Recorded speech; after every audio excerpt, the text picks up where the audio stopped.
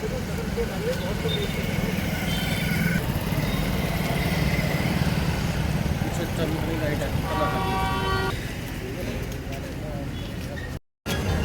समय पर फील्ड में जाके लोगों से बातचीत करते रहें और पैदल गश्त से एक तो इलाके को बेहतर समझने का मौका मिलता है और आमजन में विश्वास की भावना बढ़ती है, अपराधियों में भय बढ़ता है और वही पुलिसिंग का उद्देश्य है। और उसी क्रम में आज रतिया में अपने डिप्टी साहब के साथ में और अपने सभी थाना चौकी प्रबंधक के साथ में यहाँ पर आए हुए हैं और पैदल गश्त कर रहे हैं। सर, आपके आने के बाद नशे के ऊपर रोकथाम लग पाई है? ये पूरा प्रयास है जी। ऐसे तो मतलब ये कहना कि भाई अब बिल्कुल 100% it is over, it is very difficult, ये तो ऐसे तो नहीं कह सकते कि भाई 100% ख़त्म हो गया। लेकिन आपको जैसे मैं थोड़ा आंकड़े बताऊं कि भाई अगर 28 जनवरी आज तक की बात भी कर लें, 1 जनवरी से, तो लगभग 32 आरोपी जो है सिर्फ रतिया के इलाके में पकड़े गए हैं जो नशा तस्करी का काम करते थे। इसमें कमर्शियल क्वान्टिटी के FIR भी हैं और जो स्मॉल क्वान्टिटी के वो भी हैं।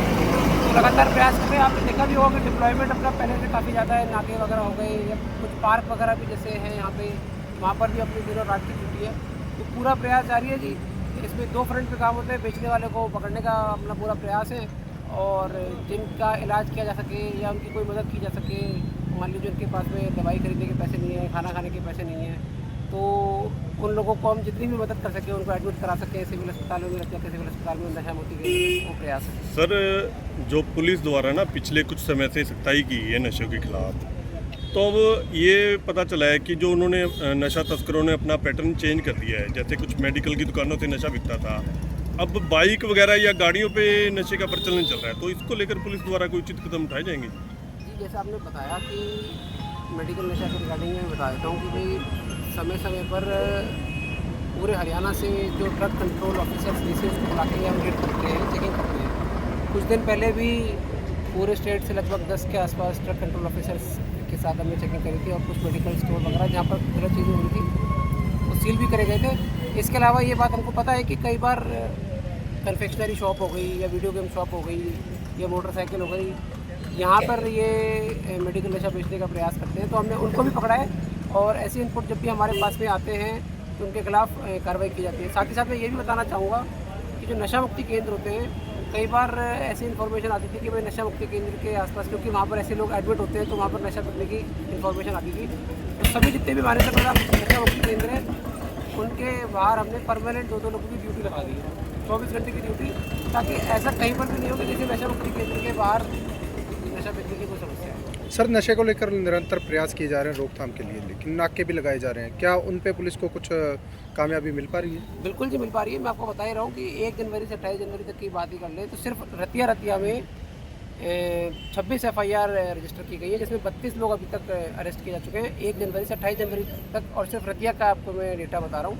तो इन्फॉर्मेशन जैसे मिलती है उस पर कार्रवाई करते हैं और बिल्कुल सफलता मिलती है और आगे भी मिलेगी। सर, कुछ लोग पंजाब से आके भी नशा बेचने का काम करते हैं, तो उनको लेकर? देखिए, रतिया का इलाका जो है मानसा डिस्ट्रिक्ट से लगता है, आपको पता है ये वाली बात। और समस्या थोड़ी पंजाब के इलाके में NDPS पेडलिंग, ड्रग पेडलिंग की थोड़ी ज़्यादा है। तो वहाँ पर हमारा इंटरस्टेट परमानेंट नाका भी है और वहाँ पर हाई डेफिनेशन CCTV कैमरा भी लग रहा है। और इसके अलावा जो वहाँ के ऑफिसर्स हैं उनसे भी हमारा लगातार संपर्क रहता है कि भाई मान लीजिए, क्योंकि समस्या का समाधान वो भी करना चाहते हैं, ऐसी बात नहीं है, बट थोड़ी समस्या वहाँ पर ज़्यादा है। तो कई बार क्या होता है कि वहाँ से भी कोई लोग आने का प्रयास करते हैं, तो वहाँ से हम टाइप करके कोऑर्डिनेट करके उनको भी पकड़ते हैं और आगे भी इस प्रकार का कोऑर्डिनेशन जारी रहेगा। सर, पुलिस मुझे एक कॉन्स्टेंट डिस्कशन का पॉइंट है कि जी जितनी भी रोड है, क्या हर एक पॉइंट पे नाका लगाया जा सकता है? वो नहीं लगाया जा सकता, ये तो आप भी जानते हैं। Let me complete answer.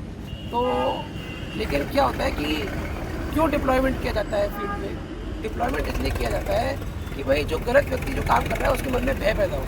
अगर फील्ड पे डिप्लॉयमेंट नहीं होगा तो लोगों को लगेगा, एक जो गलत काम कर रहा है उसको लगेगा कि भाई यहाँ तो कोई डिप्लॉयमेंट नहीं है, या एक जो अपराधी है उसके मन में भय की भावना पैदा नहीं होगी। खरीदने वाले में डर होना चाहिए कि अगर मैंने ये इस प्रकार की चीज़ का सेवन किया तो मेरे खिलाफ भी कार्रवाई हो सकती है। आपने जो पूछा कि भाई क्या जहाँ नाके लग रहे हैं सिर्फ उन्हीं रास्तों से नशा तस्कर आते हैं, ऐसा नहीं है जी। लेकिन जहाँ पर आपको नाके नहीं दिख रहे वहाँ पर भी पुलिस है। ऐसा नहीं है कि जहाँ नाके दिख रहे सिर्फ वहीं पुलिस का डिप्लॉयमेंट है। आप कुछ कह रहे हैं, बताएं। सर, कुछ जैसे नशों की रोकथाम के लिए पुलिस द्वारा कोई ऐसा कोई विशेष सेल का गठन किया जाएगा जो केवल नशों की रोकथाम के ऊपर ही काम करे? मतलब इसका तो मतलब आपको थोड़ा सा इन्फॉर्मेशन कम है जी। बिल्कुल, अपने पास ऑलरेडी एंटी नार्कोटिक सेल नाम की यूनिट है और काफ़ी समय से है जो सिर्फ नशा तस्करों को पकड़ने का कार्य करती है और इसके अलावा पूरे ज़िले में सब डिवीज़न लेवल पर अपनी नशा मुक्ति टीम है जो इस प्रकार के लोग हैं जिनको दवाई की आवश्यकता है उनको दवाई दिलवाने का काम करती है और काफ़ी लंबे समय से काम कर रही है। और उनमें से जो अपने सुंदरलाल जी हैं जिन्होंने बहुत बढ़िया काम किया उनको इस बार 26 जनवरी पर सम्मानित भी करवाया गया। तो लगातार कार्रवाई जारी है। पिछले दिनों सर कुछ युवा जो नशे के कारण मौत को जा बैठे थे, अब उन पर रोकथाम लगी है सर नशे जी, को? मैंने आपको क्या बताया जी, लगातार अपना पूरा प्रयास जारी है और जो इस प्रकार की चीज़ें सम्मिलित हैं उनके मन में खून भय का माहौल है और होना भी चाहिए और सख्ती से पुलिस कार्रवाई कर रही है, आगे भी करती रहेगी और जिन लोगों को दवाई की आवश्यकता है या उनको एडमिट कराने की आवश्यकता है उसमें भी कार्रवाई कर रही है।